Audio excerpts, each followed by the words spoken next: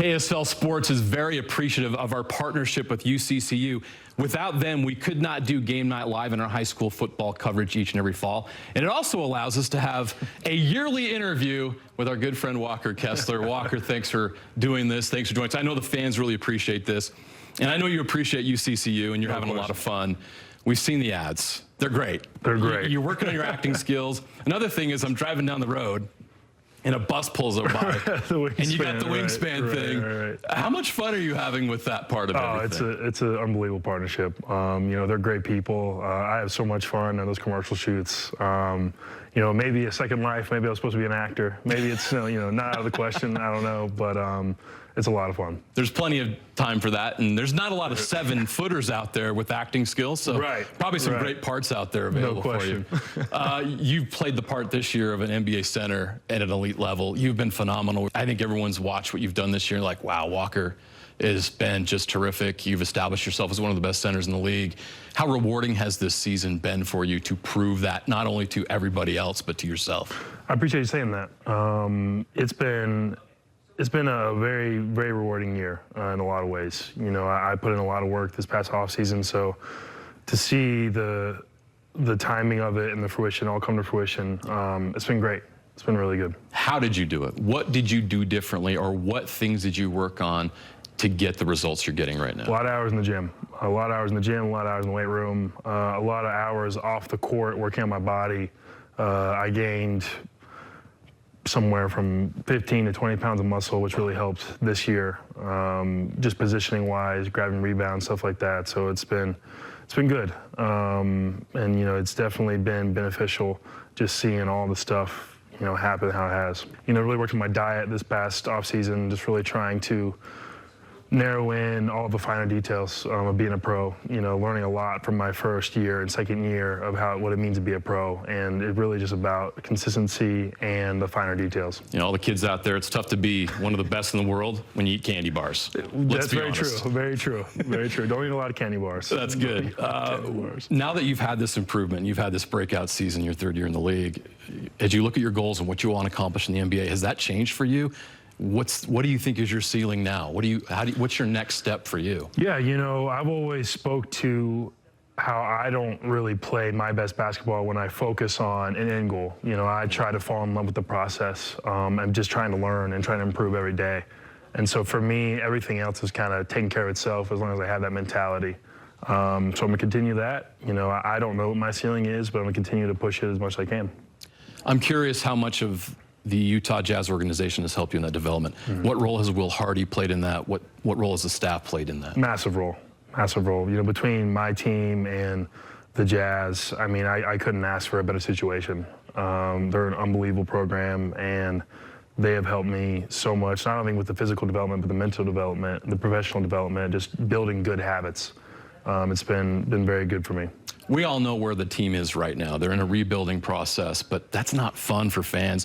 As media, we're not really sure how to handle this because it's difficult to cover for us. But I'm curious to know what it's like for you as a player and the other guys in the locker room.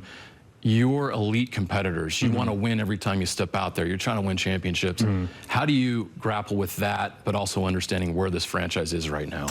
I think for me personally, and I can't speak for all the guys, but I know that they voice the same opinions as me, is that we're all focused on what's the good of the future and producing, you know, while this is a young team right now, these, you know, last 10 or so games doesn't mean that it's just, you know, get them out of the way. For us, it's about developing good habits.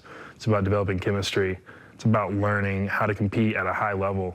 So this is just the first stage. You'll have to tell me what you think about this, but I think that says a lot about the character of the guys in your locker room, because there's no guarantee that those guys making sacrifices right now are going to be a part of the future. You know how this league is already. You've heard rumors about you when you're first. I got traded in one day, so yeah, I get it. You understand. So what does it say about this team and you guys that you understand that and you're willing to accept your roles knowing that it may not benefit you personally? The guys are great. You know, I couldn't ask for better teammates.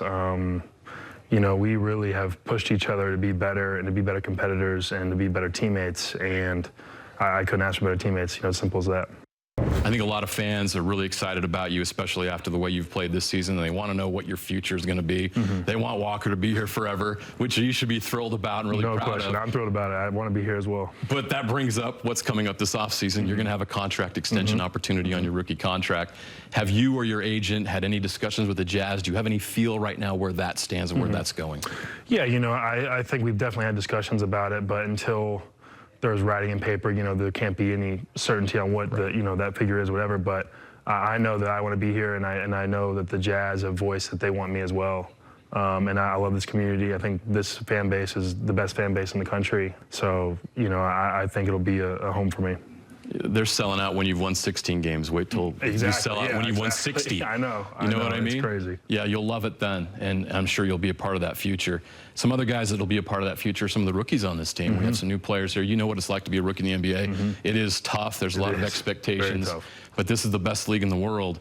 What do you think about how Cody and Isaiah and Kyle have adjusted? And what are some of the things that you've seen from your view that we don't all see about what they've been doing to compete and get better as a rookie? Yeah. I mean, obviously, as fans, you see what's on the court, but off that court and how many hours they put into the weight room and on the court in the practice gym, they've worked their tails off. And you've seen improvement from all three of them throughout this year. So continuing to improve, continuing to learn, going into this off season and taking advantage of these last 10 games or so to jumpstart, your kind of off season development is going to be huge for them. You're a basketball fan like all of us. You enjoy March Madness, I'm sure. You were a part of it. And what was it like for you to be a part of it at North Carolina and Auburn? I know you didn't make that Final Four run that you had hoped, but what was that experience like for you, and how much did you enjoy being a college basketball player? A blast. Both times were different because at Carolina was during COVID. Yeah. So we didn't really have that many fans. So I can't really speak to that as much as I can going to Auburn and going to the first two games of the March Madness tournament. But it's an incredible environment. I mean, being a college student athlete and seeing your student section, your pep band, whatever, just all cheering for you. And then the fact that it's, win or go home. It's a great feeling. It makes every moment count. There's already been some wild moments already. I mean, it's always a fun event, and to play in it, I'm very thankful. Did you fill out a bracket?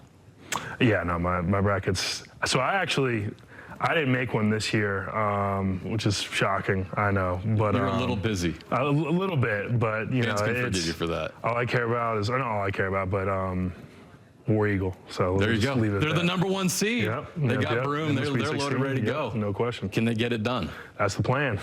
That's the plan. UCU's campaign is called Life Elevated. They're Life Elevated checking. And you've been able to experience Utah now for 3 years. And I asked you this question last year, and I'll ask you again because you've had another year to experience this place. I think fans would be really interested to know, how much are you enjoying? You already said how much you're enjoying it, but are you experiencing new things here and getting to know new things or new experiences here in the state? Yeah, I spoke to this last time, but it's the same thing. I can't get over those mountains. I mean, the mountains are beautiful. When I'm done playing, I will definitely be skiing here. Obviously can't do that right now, but they're incredible. And I want to get into fly fishing, which I haven't done, but I know there's Lowry fishes a little bit, so I'm going to try and get into that. But been on a couple hikes, beautiful hikes. So continuing to kind of explore the outdoorsy stuff a little bit. So many great opportunities in the outdoors here and indoors as well. So I'm glad you're enjoying that. Your girlfriend, Abby Stockard, made history. You're no longer the most famous person in this relationship. So, and that's okay. I'm sure you're thrilled for her. What was that like for you? We've seen the videos, it went viral, but what a great experience for her. And what's it been like for you to see her reach those goals? And so proud of her. She worked her tail off. A lot of people don't really understand how much work it really takes, through the prep, through the interview questions prep, to knowing all about those topics, to practicing your talent, to practicing your body. I mean, it's a lot. To see her dreams come true, and to her, for her to be doing what she's doing now, just super proud. If you guys are young, and you're having your dreams come true as well. What a great life must be really good for you right now. Very thankful, very thankful. A lot of things that I'm very thankful for. Thankful for the Lord for blessing me with all these many things. It's been great. I know this community's thankful to have you. The Jazz are thankful to have you. These fans are thankful to have them. To have you. So, Walker, thanks so much for your time. Thanks for everything you do for this community and for the great entertainment you provide all of us. You're fantastic. We're glad you're here. We hope you're here for many, many years to come. We can make this an annual thing for the next 15, 20 years. That's the plan. All right, thanks. That's Walker Kessler. Thanks to UCCU. Love where you bank.